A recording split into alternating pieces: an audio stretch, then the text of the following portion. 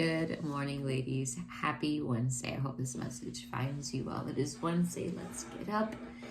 I'm freezing. It's like 73 degrees in my house, which I'm fine with because it's supposed to be. I have to have that like all day, every day, or I'm like dying of like being hot. And not that I should be, but I do. And then I complain that it's cold. And go put on socks and a sweater, but you can't change it, my AC.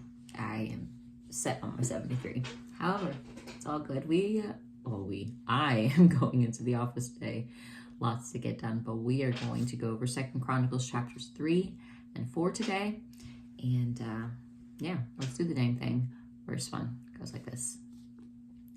Now Solomon began to build the house of the Lord at Jerusalem on Mount Moriah, where the Lord had appeared to his father David, at the place that David had prepared on the threshing floor of Ornan the Jebusite, and he began to build on the 2nd day of the 2nd month in the 4th year of his reign. This is the foundation which Solomon laid for the building of the house of God. The length was 60 cubits, by cubits according to the former measure, and the width 20 cubits. And the vestibule that was in front of the sanctuary was 20 cubits long across the width of the house, and the height was 120. He overlaid the inside with pure gold. The larger room he paneled with cypress, which he overlaid with fine gold, and he carved palm trees and chainwork on it. Verse 6, and he decorated the house with precious stones for beauty, and the gold was gold from Parvaim. He also overlaid the house, the beams, and the doorposts, and its walls and doors, with gold, and he carved cherubim on the walls. And he made the most holy place. Its length was according to the width of the house, 20 cubits, and its width 20 cubits. He overlaid it with 600 talents of fine gold. The weight of the nails was 50 shekels of gold, and he overlaid the upper area with gold. In the most holy place he made 2 cherubim, fashioned by carving, and overlaid them with gold.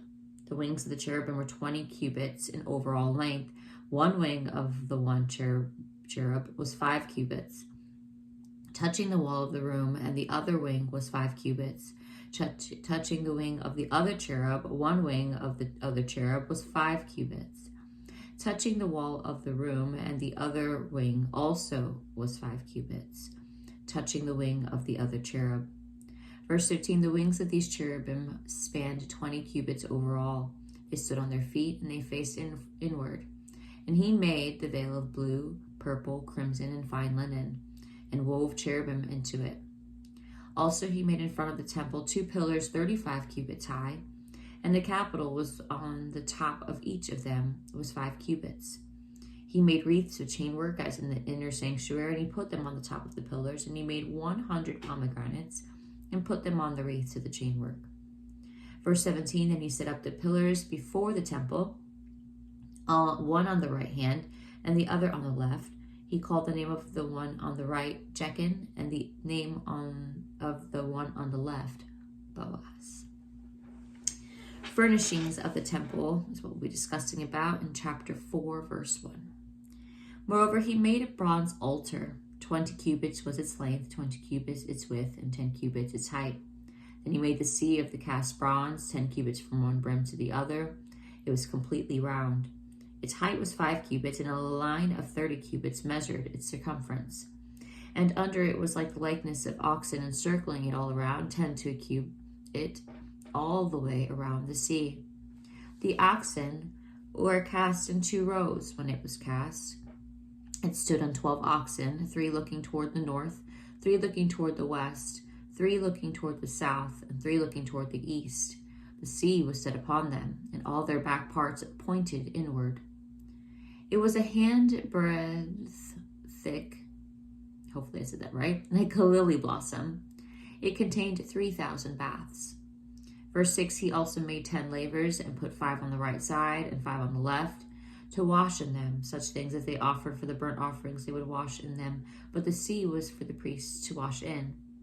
And he made 10 lampstands of gold according to their design, and set them in the temple, 5 on the right side and 5 on the left. He also made 10 tables and placed them in the temple, 5 on the right side and 5 on the left. And he made 100 bowls of gold. Furthermore, he made the court of the priests and the great court and doors for the court, and he overlaid these doors with bronze. He set the sea on the right side toward the southeast. Then Hiram made the pots and the shovels and bowls. So Hiram finished doing the work that he was to do for King Solomon for the house of God. Verse 12, the two pillars and the bowl-shaped capitals that were on top of the two pillars, the two networks covering the two bowl-shaped capitals, which were on top of the pillars, 400 pomegranates for the two networks, for 2 rows of pomegranates for each network, to cover the two bowl-shaped capitals that were on the pillars. He also made carts and the lavers on the carts, 1 sea and 12 oxen under it.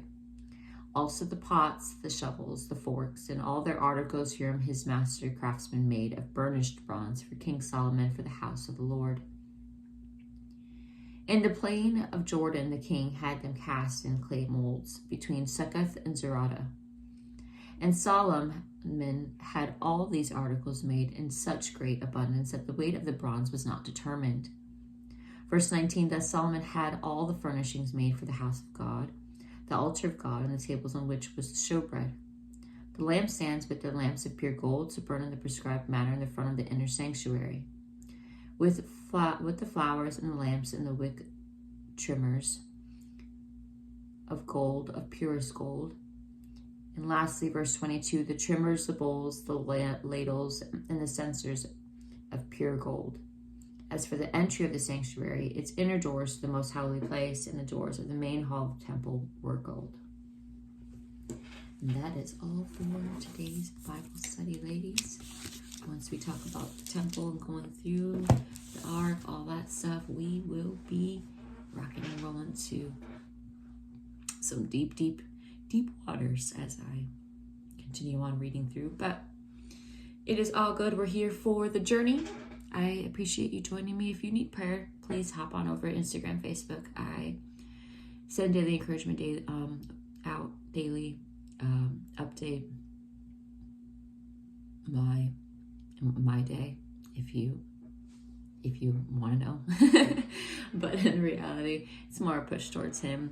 All him, never me. That's for dang sure. All him, never me. But let's have a blessed and amazing day. You can do all things. Talk to you soon.